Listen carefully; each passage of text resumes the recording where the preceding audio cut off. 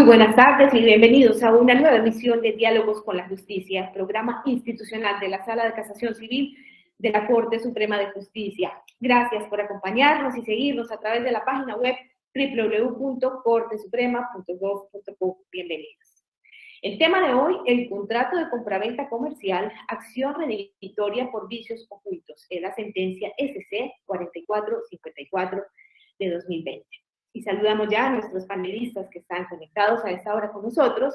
La doctora Hilda González Neira, presidenta de la Sala de Casación Civil de la Corte Suprema de Justicia, quien es la directora de Diálogos con la Justicia. Saludamos también al doctor Luis Alonso Rico Puerta, magistrado de la Sala de Casación Civil de la Corte Suprema de Justicia. Y a nuestros invitados especiales, el doctor José Alfonso Izazar Ávila, magistrado de la Sala Civil del Tribunal Superior de Bogotá, y el doctor Edgar Javier Munévar Ciniegas, juez de la Sala de Casación Civil de la Corte Suprema de Justicia. El doctor Munévar es abogado de la Pontificia Universidad Javeriana con especialización en Derecho de Seguros y Derecho Comercial, también de la Pontificia Universidad Javeriana. Realizó curso de posgrado de Derecho Procesal en la Universidad de Salamanca, en Derechos Humanos en el terreno Israel-Palestina, Universidad Hebrea de Jerusalén, Universidad Alfonso X el Sabio, Instituto Berg. Es profesor titular del Departamento de Derecho Procesal de la Pontificia Universidad Javeriana, de la cual es actualmente director del Departamento de Derecho Procesal. Es el presidente del Colegio de Abogados Javerianos, juez de la Sala de Casación Civil de la Corte Suprema de Justicia. Ha ejercido la profesión de manera ininterrumpida como litigante y consultor en los campos de derecho privado procesal en su firma de abogados. Muchas gracias por acompañarnos, doctor. Por su parte, el doctor José Alfonso Izazar Ávila es abogado de la Universidad Santo Tomás de Bogotá, con trabajo profesional de más de 34 años en el sector judicial y en la empresa privada, básicamente en las áreas de derecho privado, civil y comercial, derecho constitucional y derecho procesal. Especialista en derecho constitucional de la Universidad Javeriana, derecho comercial y en legislación financiera de la Universidad de los Andes, con estudios de maestría en filosofía del derecho y teoría jurídica de la Universidad Libre de Bogotá. Tiene múltiples cursos en las mismas áreas, docencia, por más de 30 años en varias instituciones. Actualmente es magistrado del Tribunal Superior de Bogotá de la Sala Civil, ha sido abogado asistente y magistrado auxiliar de la Corte Suprema de Justicia y magistrado del Tribunal Superior de Bogotá, juez promiscuo del circuito, juez civil del circuito y ejerció como abogado en empresa privada. También es docente de pregrado y posgrado. Bienvenidos. Y entramos en materia. Saludo de manera muy especial a la señora presidenta de la Sala de Casación Civil de la Corte Suprema de Justicia, la doctora Hilda González Neira, quien será la moderadora del panel de la tarde de hoy. Señora presidenta. Gracias, Piedad, muy amable. Muy buenas tardes para el doctor Luis Alonso, para el doctor Alfonso, para el doctor Edgar Javier. Les agradece la Sala Civil inmensamente su participación en esta actividad que se referirá a una de las acciones edilicias establecidas para restaurar la actividad contractual por razón de vicios en la costa. Les agradezco inmensamente y esperamos que con esta la Sala Civil aporte algo a la comunidad, no solo judicial, sino a toda la comunidad en general, sobre un tema trascendente como que es de común ocurrencia en las relaciones negociales de los integrantes de nuestra sociedad. De nuevo, les agradecemos inmensamente y esperamos entonces dar comienzo a esto con el uso de la palabra al ponente de la sentencia de casación 4454 de 2020, doctor Luis Alonso Rico. Tiene el uso de la palabra, doctor Rico, para los efectos señalados. Gracias. Deseo presentar un cordial saludo a la doctora Hilda González Neira, presidenta de la Sala de Casación Civil de la Corte Suprema de Justicia, a la doctora Marta Patricia Guzmán Álvarez, vicepresidenta de la Sala de Casación Civil de la Corte Suprema de Justicia, al doctor José Alfonso Izazar Ávila, magistrado de la Sala Civil del Tribunal Superior del Distrito Judicial de Bogotá, al doctor Edgar Javier Munévar Ciniegas, juez de la Sala de Casación Civil de la Corte Suprema de Justicia, a la doctora Piedad Salamanca Ramírez, de la Oficina de Comunicaciones de la Corte Suprema de Justicia y a todas y cada una de las personas que siguen este programa en los canales institucionales. Agradezco a la señora presidenta de la Sala de Casación Civil de la Corte Suprema de Justicia, doctora Hilda González Neira, y a la señora vicepresidenta, doctora Marta Patricia Guzmán Álvarez, su amable invitación a participar en este foro académico de vital importancia no solo para divulgar y comentar la jurisprudencia de esta corporación, sino como espacio permanente de debate de la comunidad jurídica interesada en el derecho privado.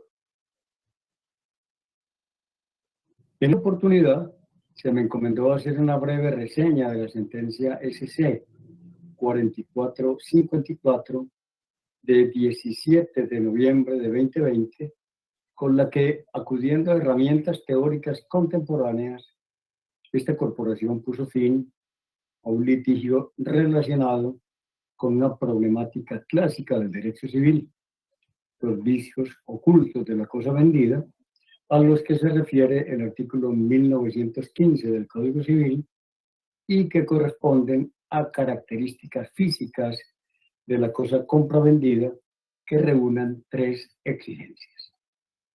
La primera, haber existido el tiempo de la venta.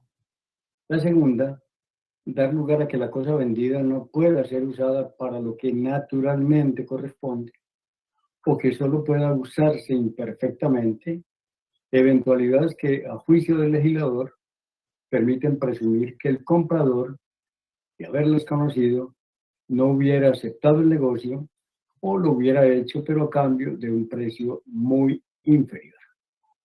Y la tercera exigencia o característica tiene que ver con no haber sido informadas por el vendedor y ser de tales características que el comprador haya podido ignorarlos sin negligencia grave de su parte o tales que el comprador no haya podido fácilmente conocerlos en razón de su profesión u oficio.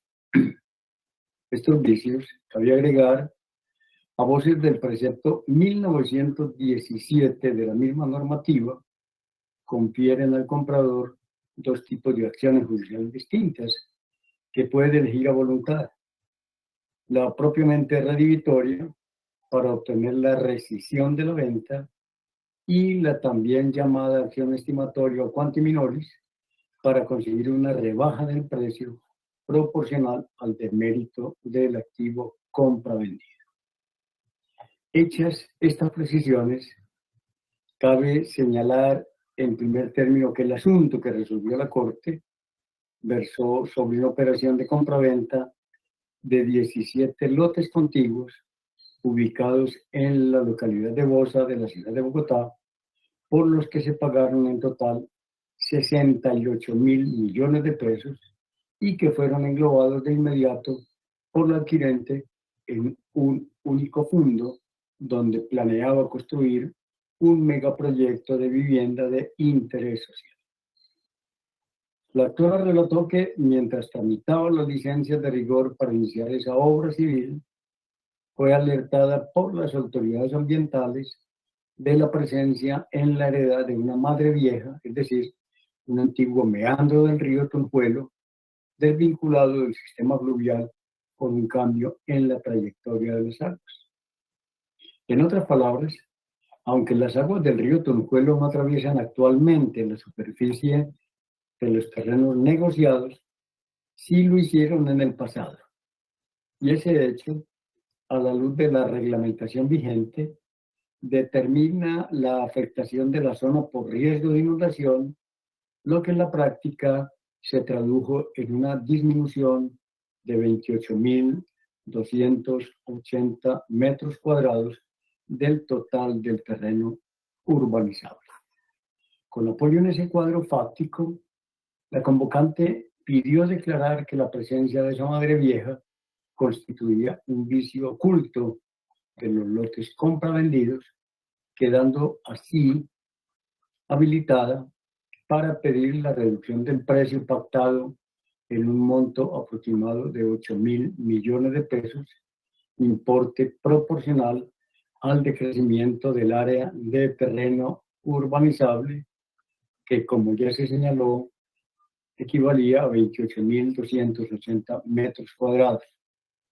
Ese pedimento fue denegado en ambas instancias, por lo que la actora interpuso el recurso extraordinario de casación, denunciando que el tribunal descartó su actuar diligente a partir de una deficiente valoración de las pruebas y además planteó un vínculo de necesidad inexistente entre la diligencia esperada del comprador y la obtención de los permisos de construcción que éste requería para iniciar el proyecto inmobiliario.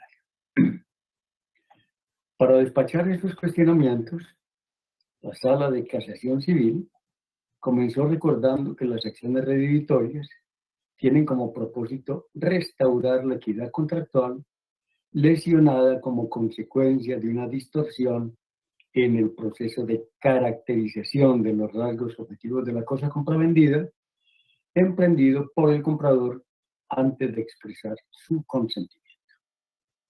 Esa posibilidad parte del reconocimiento de una eventualidad que se deriva del uso del dinero como mecanismo estándar de intercambio en el mercado.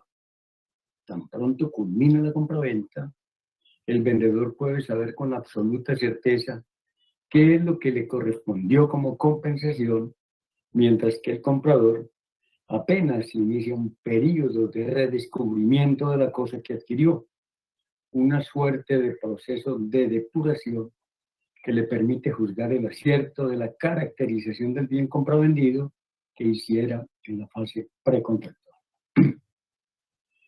En ese nuevo examen, ahora más reposado y extendido en el tiempo, es posible que el comprador descubra deméritos de la cosa, es decir, defectos que no percibió mientras formaba su consentimiento de comprar y que son de tal magnitud que, de haberlos conocido, no hubiera contratado o lo hubiera hecho a un precio distinto, naturalmente inferior al que se pagó.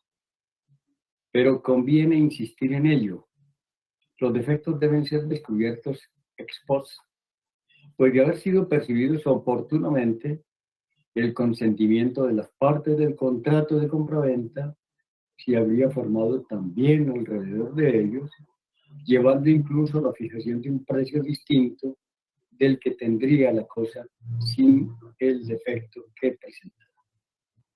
Así, por ejemplo, es frecuente que las personas compren vehículos automotores con desperfectos mecánicos o inmuebles deteriorados a precios reducidos precisamente para obtener algún margen en el proceso de reparación o reventa. Por tanto, nada hay intrínsecamente malo en comprar o vender un bien con desperfectos, siempre y cuando ellos sean conocidos por todas las partes. Ese conocimiento, claro está, no debe entenderse en un sentido subjetivo, es decir, como sinónimo de que el comprador efectivamente se hubiera representado las características exactas de la cosa, pues esa circunstancia es un estado de la mente que no puede comprobarse de forma directa en el curso de un juicio civil.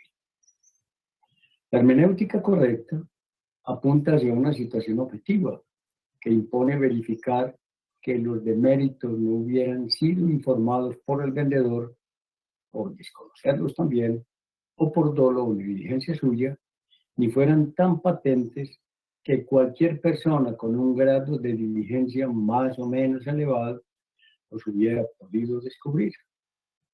En punto a esto último, que la providencia que se comenta, la Corte resaltó que el proceso mental del comprador se desarrolla, o al menos debe desarrollarse, con una exhaustividad y un rigor directamente relacionados con su grado de experticia y la relevancia de la operación de compraventa, lo que justifica esperar un máximo grado de diligencia en operaciones económicamente relevantes, ajustadas entre expertos del ramo del mercado correspondiente y una muchísimo menos exigente cuando se trate de transacciones triviales realizadas por legos en la materia. Todas estas herramientas teóricas imponían resolver la controversia planteada de manera desfavorable a la recurrente, pues aunque parece tener razón en algunos puntuales cuestionamientos a la motivación del tribunal, lo cierto es que la madre vieja del río Tunjuelo no podía calificarse como oculta. Estaba ahí, visible desde cualquier aerofotografía o plano catastral del terreno, documentos que obran en bases de datos públicas y que consultó la compradora en la fase precontractual. Cabe agregar que no resultaba irrazonable ni excesivo esperar ese tipo de comprobaciones especializadas en un caso como este, dado que el riesgo de inundación, o más genéricamente, los riesgos que pudieran derivarse de la cercanía del inmueble al cauce del río Tunjuelo, fueron advertidos por los administradores de la entidad compradora desde los albores de la negociación, llegando a designar a compañías especializadas de ingeniería para determinar a cabalidad los impactos en el terreno de la corriente hídrica vecina. A ello cabe añadir que la compradora es un actor muy relevante del mercado, con intereses en muchas entidades del sector financiero y el sector real. Además, adelantó buena parte de la negociación de la mano de otra entidad que sí se dedicaba profesionalmente a la construcción y que conocía o debía conocer de un modo correcto la forma de caracterizar un terreno extenso como el negociado. Y como colofón, debe resaltarse que la compraventa no era insignificante, sino que involucraba una inmensa suma de dinero, 68.000 millones de pesos, lo que hace presumir o al menos permite esperar un alto grado de precisión y detalle en el escrutinio de la cosa. Por todo lo anterior, la Corte concluyó que el vicio alegado como redivitorio no era realmente oculto. En realidad, era conocido a cabalidad por la compradora, que siempre fue consciente de la madre vieja, que era observable a simple vista y resaltaba en todas y cada una de las aerofotografías que se consultaron antes de ajustar la compraventa. Cuestión distinta es que la demandante confiara que esa madre vieja no tenía ningún impacto en el riesgo de inundación del terreno ni afectaba el área urbanizable, llevándose una ciaga sorpresa cuando la administración distrital concluyó una cosa distinta. Pero como se dijo, en el fallo de casación, en esa hipótesis, la frustración del adquirente no derivaría de una divergencia entre la morfología de los inmuebles y la percepción que tuvo de ellos, sino de un acto de la administración. Para concluir y dar paso a los expositores invitados, cabe dejar sentadas dos tesis a las que se refirió el fallo SC 4454 de 17 de noviembre de 2020 y que bien valdrían reflexiones y análisis adicionales. De un lado, la compleja relación entre las teorías subjetivas del valor y el concepto de equidad contractual al que previamente se aludió.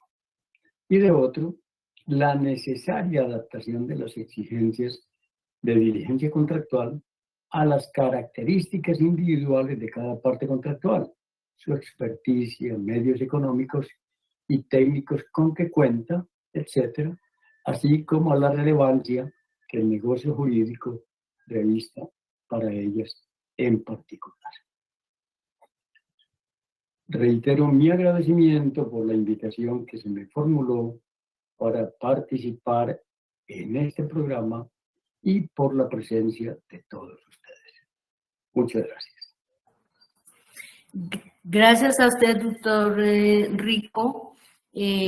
Vamos entonces a darle el uso de la palabra al doctor Alfonso Izaza para los comentarios respectivos. Doctor Alfonso, tiene el uso de la palabra. Muchas gracias, doctora Hilda González Neira, presidente de la Sala Civil de la Corte Suprema. Lo mismo que al doctor Luis Alonso Rico Puerta por su exposición. Y un cordial saludo para el colega abogado, compañero de panel y los demás asistentes a este tema.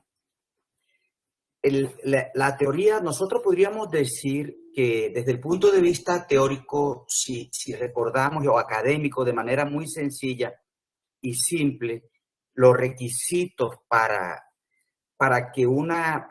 los vicios ocultos o redhibitorios, podríamos decir algunos de esos requisitos y mirar cómo los revisó la Corte en cada uno de ellos de manera sintética. Hay que empezar por anotar que la Corte dijo, bueno, el tribunal erró en dos asuntos concretos, que fue al suponer la profesión o el oficio de la demandante, que es algo que no era así. Y lo otro que también supuso el tribunal es que se refirió a un tema que la determinación de los vicios dependían del Estado, de cuestiones de actividades estatales o de las autoridades. Y dijo, eso no es así. Sin embargo, pese a eso, de todas maneras la Corte arrancó con una conclusión de su argumento central y lo dijo desde el principio, cuando analizó el caso concreto, dijo, no son vicios redhibitorios, no son vicios ocultos. Recordemos entonces de manera muy breve esos elementos en el tiempo que nos han asignado. Y uno es que el primer defecto, o el primer requisito, corrijo, es que el vicio sea oculto, es decir, que no sea visible fácilmente. Digamos que ese es uno. El otro es que el vicio o el defecto sea anterior al contrato o al tiempo de la venta, dice la ley más o menos, o que tenga causa anterior. Otro requisito, tercero, podríamos decir, de naturaleza grave. Es decir, que sea tan fuerte el vicio que la cosa no sirva para su uso normal o que si sirva sea de modo imperfecto. De tal manera que si el comprador los conoce, no hubiera comprado la cosa o habría pagado un menor precio. Y al decir esto también tenemos que tener en cuenta que no pueden ser defectos pequeños, mínimos, defectos de cualquier naturaleza, sino graves, que hagan inepta la cosa. También el ocultamiento por parte del vendedor, o sea que el vendedor los ocultó, no los manifestó. Y bueno, que un requisito encadenado con los anteriores, que ser de tal entidad, o sea, ser tan notorios, que el comprador no pudo ignorarlo sin negligencia grave de su parte. O sea, que es una cosa que está a la vista, que si el comprador incurrió en negligencia, pues ya no tendría excusa, ya no habría responsabilidad. O que de pronto no los vio, pero los hubiera podido conocer o detectar en razón de su profesión o oficio. En ese sentido, entonces la Corte no casó la sentencia, a pesar de que sí le encontró dos hierros fácticos, por unas razones sobre cada uno de sus vicios. Vamos a referirnos. El primero es que dijo, mire, es que el vicio no es redhibitorio porque el primer requisito es que sea oculto y el vicio no era oculto. Era un vicio que se detectaba fácilmente porque se refería ese defecto alegado por la demandante a la existencia en el terreno de un antiguo cauce, lo que denominan algunos madre vieja o paleocauce, es decir, un meandro del río Tunjuelo, allá cerca de la localidad de Tunjuelito, que era fácilmente perceptible. Solo una persona que entrara al terreno se daba cuenta que había sedimentos, que había rellenos, pero adicionalmente también eso era detectable de manera muy sencilla, por ejemplo, con aerofotografías y con otros medios técnicos que en ese momento de la contratación existían, de tal manera que ahí sí podría decirse, y bueno, la Corte aquí morigeró un poco, digamos, la tarifa de la culpa del demandante en cuanto a que debe ser leve, de acuerdo con lo que exigen las normas de los vicios redhibitorios en el Código de Comercio. Es decir, la de un cuidado medio, normal, común, y no hubo ese cuidado, esa diligencia normal o común para detectar algo que se podía hacer muy fácilmente. Pero adicionalmente a esto uno dice, bueno, la Corte no se mete en el asunto de que el vicio o el defecto, que es la existencia de ese meandro y de esa dificultad, de esa madre vieja, hiciera inepta o no la cosa, porque prácticamente ahí podría bien aceptarse por cualquiera decir, bueno, no importa la gravedad, podríamos considerar que es grave, pero el problema es que no estaba oculto, es decir, era muy fácilmente perceptible por algunos medios. De ese modo, pues ese otro elemento, ser de naturaleza grave, no es necesario analizarlo. Lo mismo que la existencia anterior al contrato. La existencia anterior al contrato, pues se da por establecida. Si es que esa madre vieja, ese paleocauce, antiguo cauce ahí, ese relleno, estaba ahí hacía mucho tiempo, por supuesto, que era un brazo del río Tunguelo que en un momento se desvió y abandonó ese cauce. Entonces ya eso estaba ahí hace muchos años. Tampoco entonces habría que objetar sobre ese particular. En cuanto al otro requisito, el ocultamiento del vendedor por no manifestarlos, bueno, decir, aquí hay una jurisprudencia, corrijo, una doctrina que cita la Corte en cuanto a la equivalencia que hay desde el punto de vista jurídico probatorio entre la apariencia del vicio y el ocultamiento, es decir, o el conocimiento del mismo por el comprador o el ocultamiento por el vendedor. Dice, la apariencia del vicio, es decir, que trascienda fácilmente al exterior, tiene el mismo efecto, y así dice la doctrina que cita la Corte, tiene el mismo efecto que el conocimiento. Tiene que haberlo conocido. Es lo mismo, si era fácilmente perceptible, es lo mismo que si lo hubiera conocido, de tal manera que ahí hay una especie de equivalencia, y ahí dice, ahí eso era fácilmente perceptible. Por lo tanto, esos requisitos, repetimos, o tal vez compendiamos ahí, de ser que el vendedor debió conocerlos y que el vendedor no, el comprador debió conocerlos y el vendedor los ocultó, digamos que no tienen la entidad suficiente para desvirtuar ese primer requisito que no era oculto el vicio, Bueno, en cuanto a la negligencia grave de su parte, bueno, ya dijimos, o que debía conocerlos en razón de su profesión o oficio, ya vimos que la Corte dijo, bueno, sí, el tribunal erró porque no debió referirse a que la fundación, la demandante, era una experta, un profesional de la construcción, porque no es así. Eso fue una cosa que se supuso por el tribunal. Sin embargo, eso es intrascendente, porque de todas maneras, aunque la entidad demandante no tenía esa calidad, de todas maneras, ella, digamos, era un negocio, hay varios elementos de juicio que permiten, entonces, que no se da el carácter, no se reúnen todos los requisitos de los vicios redimitorios. Dice, uno es que lo destacó el doctor Rico precisamente en el compendio que nos hizo, era la proporción grande de la negociación. Es que eran más de 350,000 metros cuadrados para un megaproyecto y adicionalmente el precio fueron algo más de 68,000 millones de pesos, casi 70,000 millones de pesos. Entonces, frente a un negocio de esa magnitud, una empresa que aspira a hacer un proyecto inmobiliario, ahí debe analizar por lo menos el terreno, lo que va a comprar, debe mirarlo, revisarlo. Y en este caso, es tanto menos excusable esa falta de diligencia de la demandante por dos factores básicos.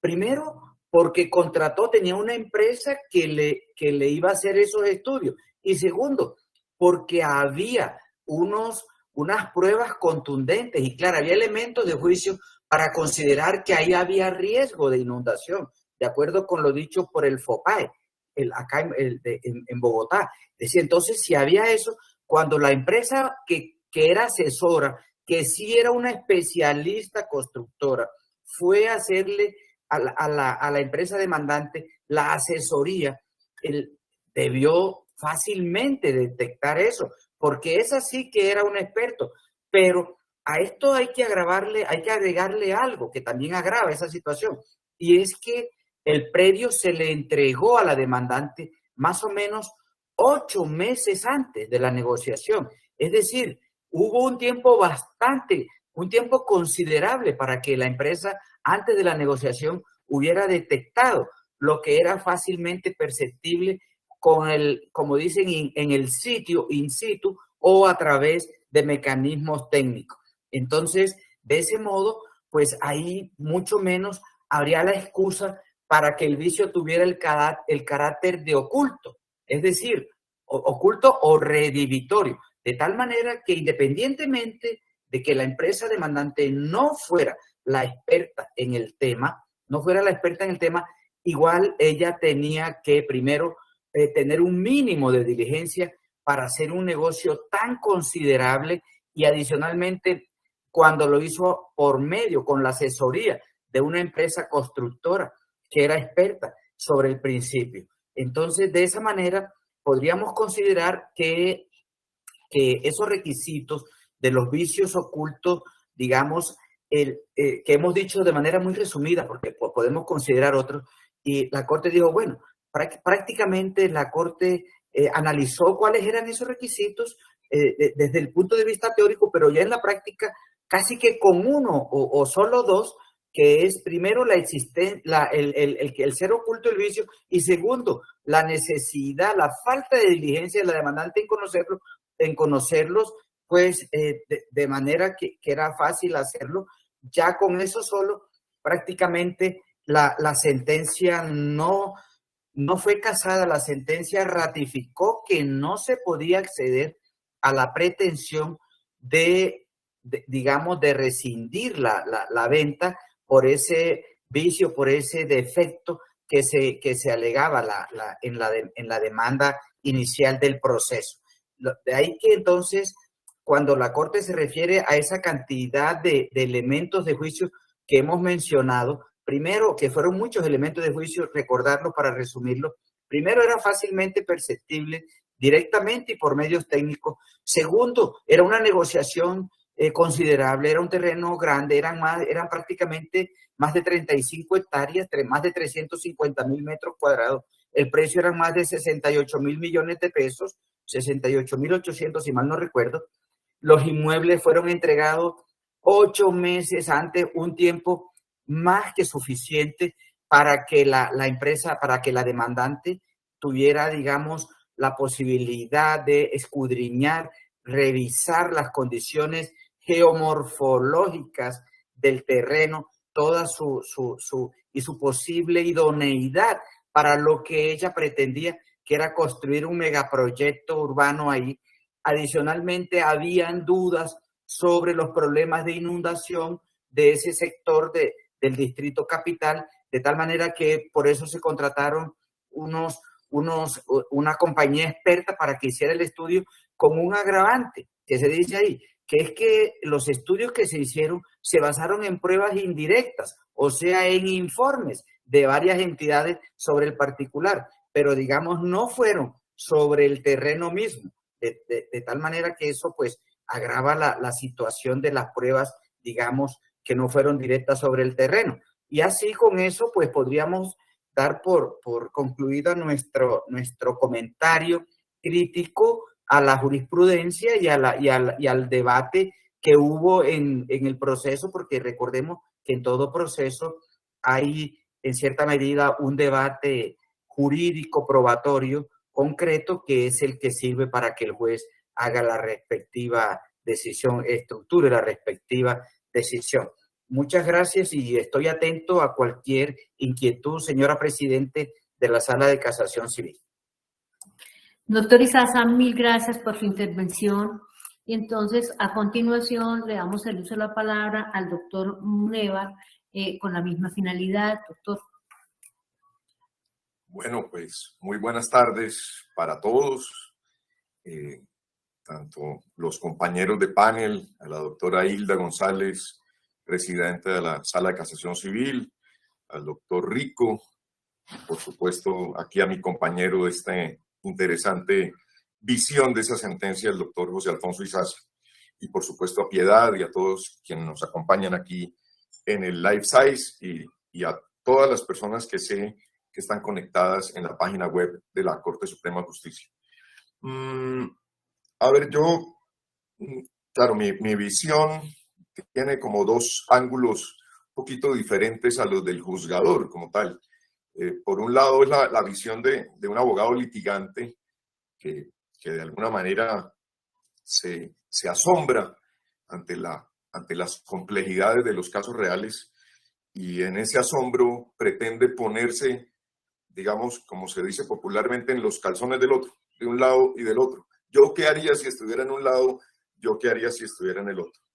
Y mi otra óptica inevitable para mí es la de profesor universitario y como invité a todos mis estudiantes de la Javeriana, creo que debo, digamos, hacer unos comentarios o unas precisiones previas de la situación fáctica para la comprensión absoluta, digamos, de la discusión. Es que el caso, digamos, primero, aunque presumo que todos se leyeron la sentencia 4454 de 2020, entendamos que de pronto algunos estudiantes que están en semana de receso en la Javeriana no se la alcanzaron a leer. Y la idea de estos foros es que pues, los que no se alcanzaron a leer la sentencia entiendan de la manera más clara posible cuál es el debate en un lenguaje un poquito menos técnico, como lo han utilizado pues, los honorables magistrados que obviamente pues, dominan la materia y entran de una vez en las especificaciones y en el detalle jurídico de la discusión. Entonces, lo primero, para muchos, los invito a que, lástima que no bajé una fotografía, los invito a que cojan sus celulares y en el Google coloquen la palabra meandro y entonces van a ver fotos para entender, para los que no lo tienen claro, porque de pronto no es una palabra tan común, que es un meandro de río. Y entonces van a poder visualizar que algunos ríos, no todos, en su curso, en su cauce, hacen unas curvaturas así, como cuando uno dobla una soga, y a veces esas curvaturas donde va el cauce natural del río, por efecto de los inviernos, por efecto de los veranos, por el efecto del cambio climático, pues cambian el curso del río y van quedando ahí unos meandros abandonados, que son tierras muy complejas para el tema de construcción, porque tienden a ser o muy húmedas, es decir, con un nivel freático muy complejo, o tienden a ser tierras muy erosionadas. Y entonces, he ahí, digamos, el meollo de este asunto. Entonces, ya partiendo de la base que miraron las fotografías de qué es un meandro de río, o también llamado Madre Vieja, ubiquémonos en el pleito. Esta fundación social, el grupo social, pues decide hacer un proyecto gigantesco en el sur de Bogotá, en la alcaldía de Bosa, en la jurisdicción de Bosa, y pues encuentran un predio bastante grande, como ya lo señalaron aquí, de más de 275.000 metros cuadrados, compuesto en 17 lotes, en la idea de englobar en un solo lote esos 17 lotes. Y hay toda una digamos, etapa preparatoria a la negociación, una etapa preparatoria que parece rigurosa, pero ahí pudieron haberse cometido algunos errores, vamos a ver, y no me quiero anticipar a algunas conclusiones que les voy a compartir. Entonces, esta entidad del Grupo Social, la Fundación Social, hace una alianza o contrata a una constructora experta en estos temas de tierras, de construcción, etcétera, de cimientos, y esa constructora hace una serie de indagaciones. Digamos, dejémoslo ahí de momento. Y da un parte de tranquilidad porque en una junta directiva o en un consejo directivo de la fundación ya se había tomado una especie de alerta por parte de los miembros de la junta diciendo, ojo, es sabido que aquí en Bogotá, en la zona de Bosa, en la zona del río Tuncuelito, pues digamos, podríamos decir es un hecho notorio que con frecuencia hay inundaciones. Y la junta directiva da instrucciones a los administradores de hacer todos los análisis, digamos, técnicos correspondientes para saber si estaban haciendo un negocio, digamos, con un componente de riesgo en materia de inundaciones o no. Entonces, contratan a la constructora Papiro, y pasa un reporte, y con base en ese reporte se cierra la negociación, que primero se consolida en unos contratos de promesa y compraventa. Las fechas yo creo que son importantes, ¿no? Las promesas de compraventa se hacen en julio de 2013, y las escrituras de venta se hacen entre el 3 y 3 de febrero del 2013. Es decir, pasan como 7 o 8 meses, como nos lo contó el doctor Izaza. Al momento de las promesas, todo indica que entregaron, digamos, la tenencia de los predios. Es decir, antes de las escrituras ya la fundación tenía el control material del terreno. Para sorpresa de la fundación, un arquitecto que ellos contratan pide una cita en el FOPAE, esta entidad del distrito que mira todo el tema de riesgos, una cita posterior, obviamente, a la escritura ya como propietarios, y oh sorpresa, en esa cita el FOPAE les dice, venga, ojo, porque es que hay un concepto aquí del FOPAE de noviembre del año 2012 que dice que hay un riesgo alto de inundación. Y ahí viene, digamos, el meollo del asunto, porque la Fundación Social dice, pero yo no sabía de ese concepto. Ese es un concepto interno, no es un concepto público, y entonces me imagino, a nivel de junta directiva, llegan a la conclusión que debían ejercitar la llamada acción quanti minoris para disminuir el precio, digamos, no urbanizable de los terrenos que habían comprado. Para que lo tengan claro, de esos 275.000, 300.000 metros cuadrados, 28.000 metros cuadrados se consideraron por el FOPAE no urbanizables, y adicional a eso había otro chicharroncito, digamos, ahí al látere, y era que según la Fundación Social, los vendedores no habían hecho una cesión de 1.000 y pico de metros cuadrados al distrito. Como lo sabemos en estos grandes proyectos, el dueño de la tierra tiene que hacer una cesión para zonas verdes, etcétera, al municipio. Entonces la demanda, digamos, se edifica en dos pretensiones principales. Por un lado, era pedir que se compensara esos 1.000 y pico de metros que, según la fundación, debían ser entregados en cesión al distrito, y el grueso de la demanda, por una cuantía bastante importante, era la disminución de precio de los 28.000 metros cuadrados que ya en ese momento no eran urbanizables. Teniendo clara esa situación fáctica, entonces quisiera brevemente hacer como un repaso de los dos cargos que formuló la demanda de casación, y luego de las consideraciones de la Corte Suprema, que son, digamos, recogen jurisprudencia que conocimos desde la época del doctor Ospina Fernández. Hay jurisprudencia del doctor Edgardo Villamil, hay jurisprudencia recurrente, digamos, de la sala, que recoge con bastante acierto y bastante claridad la sentencia que hoy nos invita a este diálogo en la Corte Suprema. El cargo primero, como ya lo mencionaron, fue por la causal segunda del artículo 336 del Código General del Proceso. Ubiquémonos que toda esta discusión procesal, la parte procesal, está ya dentro del marco del Código General del Proceso. Y es por violación indirecta, dicen, del artículo 934 del Código de Comercio. Y el segundo cargo es por violación directa de los artículos 934 del Código de Comercio y de los artículos 1602 y 1611 del Código Civil. Básicamente, esos son los dos cargos que formula la demanda de casación. La Corte, antes de entrar en su estilo, como lo hace unas consideraciones preliminares que son bastante ilustrativas, sobre todo para los estudiantes y para los colegas que todavía no han incursionado en el mundo de la casación, porque yo creo que de eso se trata estos foros, de entender que la casación tiene toda una técnica rigurosa, menos que antes, pero importante de tener para no, digamos, incursionar en demandas que de repente no tengan una fundamentación adecuada. Entonces, ¿qué nos dice la Corte? Empieza haciendo unos repasos sobre lo que es el error de hecho como modalidad de la violación indirecta de la ley sustancial.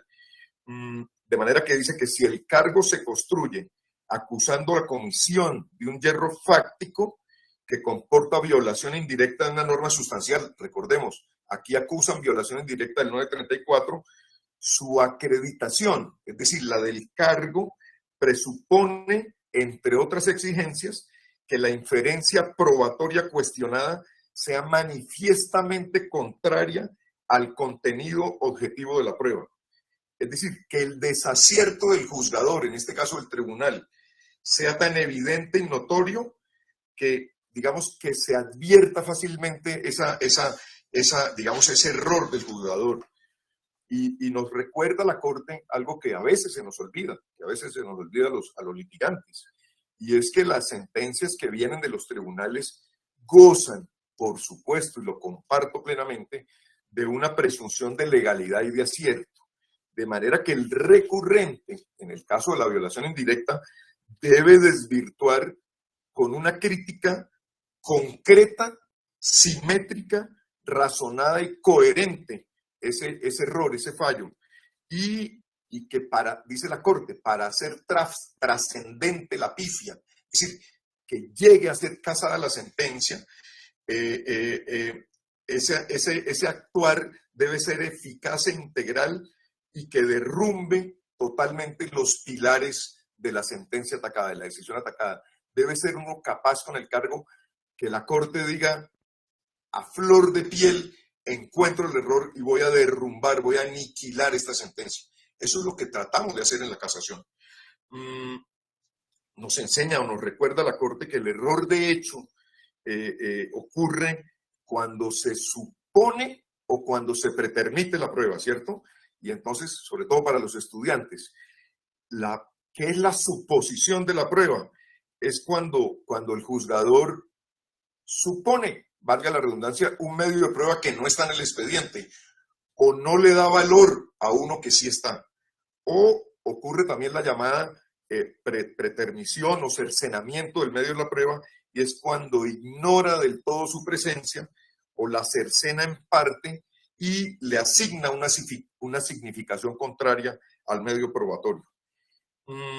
Entonces dice la Corte que el yerro fáctico, el error fáctico será evidente o notorio cuando brote que el criterio del juez está divorciado de la más elemental sindéresis que repugna el buen juicio.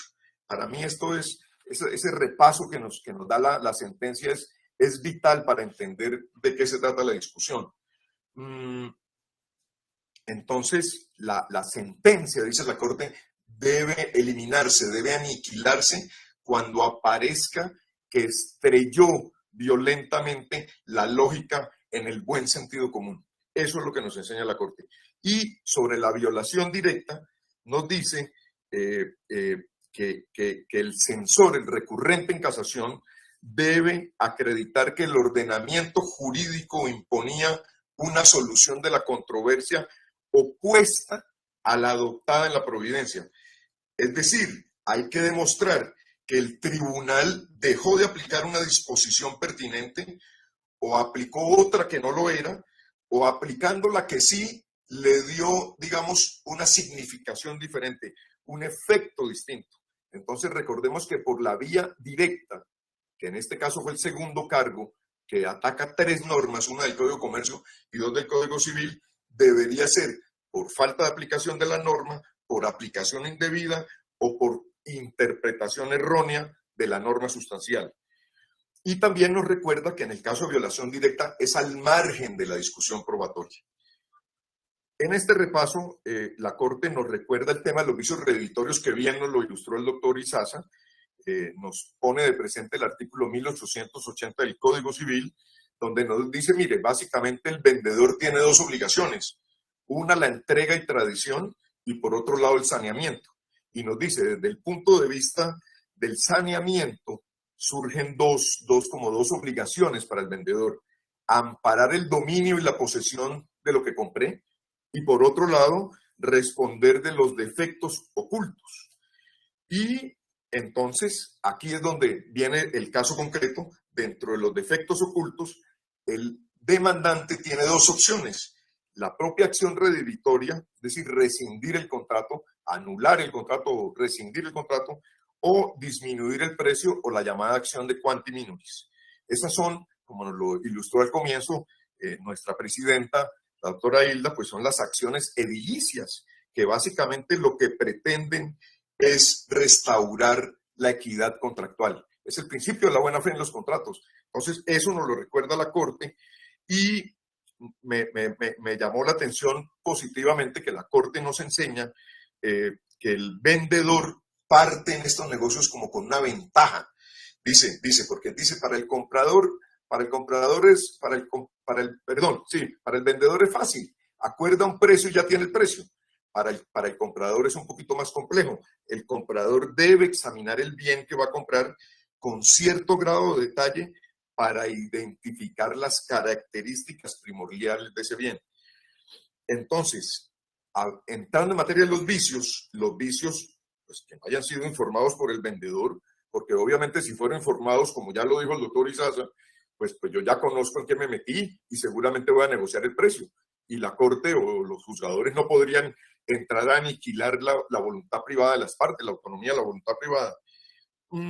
Entonces, que los vicios ocultos no hayan sido informados y que el comprador haya podido ignorarlos sin negligencia de su parte, o no haya podido conocerlos por su profesión o oficio. Esto es clave en el caso, ¿no? Esto es clave en el caso. Y nos enseña que el grado de conducta del adquirente puede ser más exigente en función de su expertise. Como el doctor Izaza me regaló 3 minuticos de su parte, los voy a utilizar, doctor Izaza, con su venia y con la venia de la presidenta, para concluir en el caso. El caso, digamos, por un lado, llama la atención que la Fundación Social, el recurrente, no quiso meterse en la discusión de los 1.100 metros de la sección. Atacó solamente el tema de los 28.000 metros en la tesis de que, para su entender, hubo vicios ocultos. Y dice la Corte, como ya nos lo enseñaron aquí, por eso voy a ser muy breve en esto, que ese paleocauce del río reviste tal magnitud que no podía ser ignorado, sin incluir en culpa leve, nos enseña la Corte. Es decir, habla o califica la conducta de la Fundación Social como incursa en culpa leve, porque dice que el riesgo de la inundación había sido identificado desde la etapa precontractual y que era de esperarse que se adelantara un detallado escrutinio de la situación, y que la presencia del meandro del río de la Madre Vieja no podía ser ignorado sin incurrir en culpa, y más si los inmuebles fueron entregados, digamos, anticipadamente a la suscripción de las escrituras. La sentencia es clara, sin duda alguna. Sin embargo, les comparto algunas reflexiones en esa visión de litigante. Y remontémonos, esto ocurre en el año 2012. De repente, si hoy a mí me dicen que en el Google Earth yo puedo hacer una revisión satelital de primera mano desde mi computador, hoy 2022, creo que es más fácil. No estoy tan seguro si eso era así de fácil en el 2012, porque me llama, digamos, la atención un poquito, sin que sea una crítica, sencillamente es una reflexión. ¿Cómo arribó la Corte a la conclusión que el meandro del río era evidente? Porque digamos, le exige al comprador, no sé, contratar fotografía desde un avión para cerciorarse, porque en lo que yo pude investigar, no es tan fácil en la realidad pararse en la orilla del río y decir, mire, eso está lleno de meandros y entonces vamos a negociar el precio. Entiendo que no es tan fácil. Segundo, si miramos los dichos del perito que aportó su dictamen en el juicio, él dice que ciertamente en esas fotografías que él encontró ya en curso la demanda, se advierte el meandro, pero que deben ser miradas con un conocimiento técnico y científico. Es decir, cómo debe ser la conducta, digamos, del comprador en este caso. ¿Cómo estar alertas a esa conducta diligente o mirado de otro ángulo negligente como un factor decisivo para verificar si la existencia de un vicio oculto puede ser legitimada para reclamar la rebaja del precio o la resolución del contrato o incluso los perjuicios? Vale la pena mirar eso. Y también, digamos, un punto, con esto cierro, me puse a pensar, bueno, a esta constructora le cabe la responsabilidad, es decir, yo contrato porque entiendo que la demandante realmente no era una empresa dedicada a la construcción, dentro de sus múltiples inversiones compraba lotes y predios, pero no era una empresa constructora, no era técnicamente especializada en construcción, y precisamente por eso contrató los servicios profesionales de un constructor, entiendo además experto, en el que confió, y por esa confianza y por ese informe celebre, digamos, la conclusión es, a pesar de que yo como comprador contrato a un experto y ese experto aparentemente me falla, esa culpa o esa responsabilidad digamos, la asumo yo como comprador, y cómo queda la relación entre el comprador y el experto que contrató.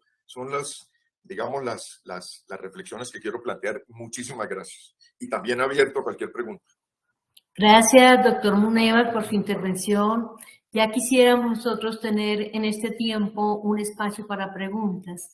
Yo solo quiero terminar la actividad, y ya nos queda muy poco tiempo, con las siguientes observaciones. Escucharon ustedes que estamos partiendo de una obligación legal establecida en el artículo 1880, de obligaciones establecidas para el comprador de un bien. ¿Qué pasa cuando, con ocasión de esas obligaciones, yo tengo que reclamar algo?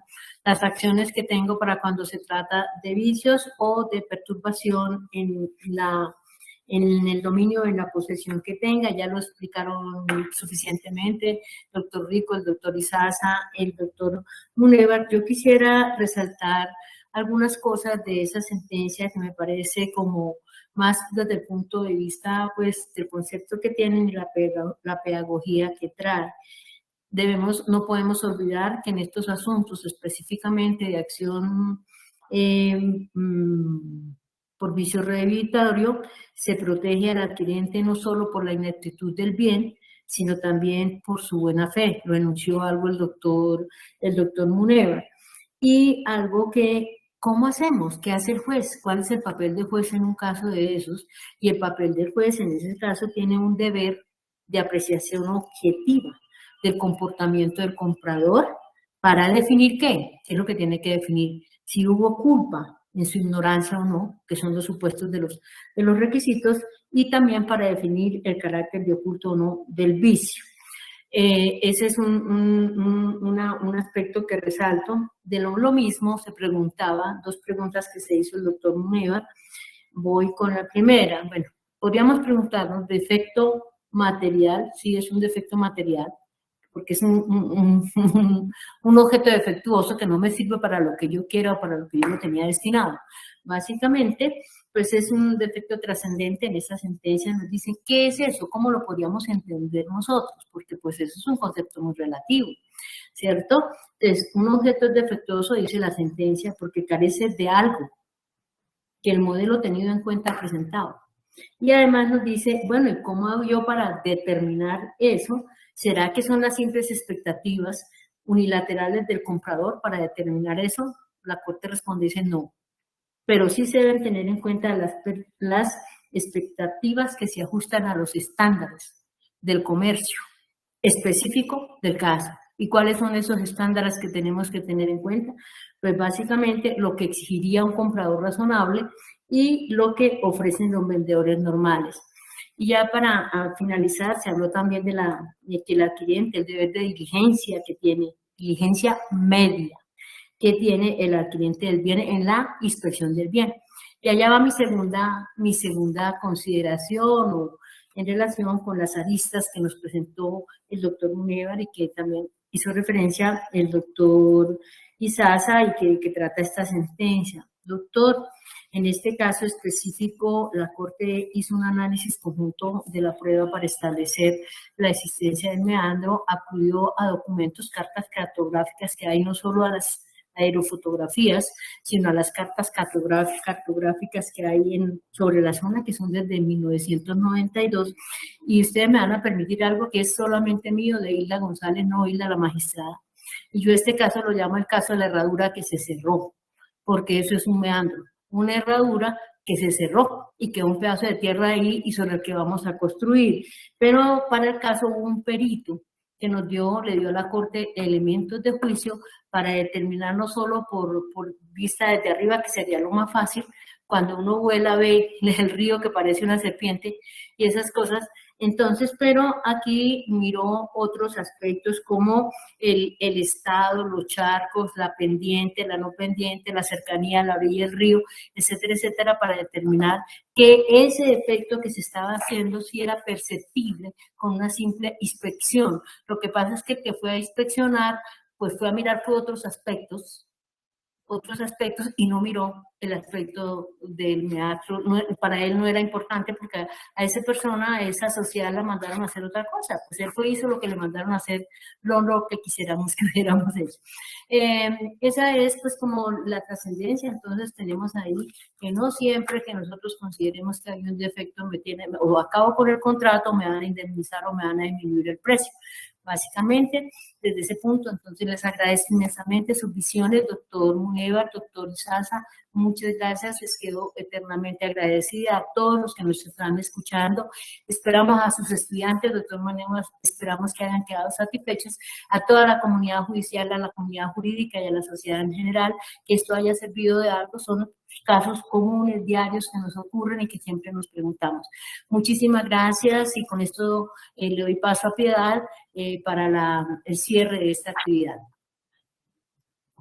Pues muchísimas gracias, doctora Hilda González Neira, presidenta de la Sala de Casación Civil de la Corte Suprema de Justicia, a los doctores Luis Alonso Rico Puerta, magistrado también de la Sala de Casación Civil de la Corte Suprema, y a nuestros panelistas, el doctor José Alfonso Izaza Dávila, magistrado de la Sala Civil del Tribunal Superior de Bogotá, y a usted, doctor Edgar Javier Munevar Arciniegas, juez de la Sala de Casación Civil de la Corte Suprema de Justicia. Los invitamos para el próximo diálogo el martes 11 de octubre con otro tema de interés nacional. Y también aprovechamos este espacio para invitarlos a todos a que nos acompañen y se conecten a través de la página web de la Corte Suprema de Justicia este jueves 15 de septiembre y viernes 16 de septiembre al 15º encuentro de la jurisdicción ordinaria, evento que será presidido por el señor presidente de la Corte Suprema de Justicia, el doctor Alonso Wilson Quiroz Monsalvo, y los magistrados que integran este alto tribunal, y tendremos la presencia del señor presidente de la República, doctor Gustavo Petro Rego, presidentes de las altas cortes, altos funcionarios del Estado colombiano, magistrados y jueces del país, lo mismo que conferencistas nacionales e internacionales, academia y medios de comunicación. Los esperamos.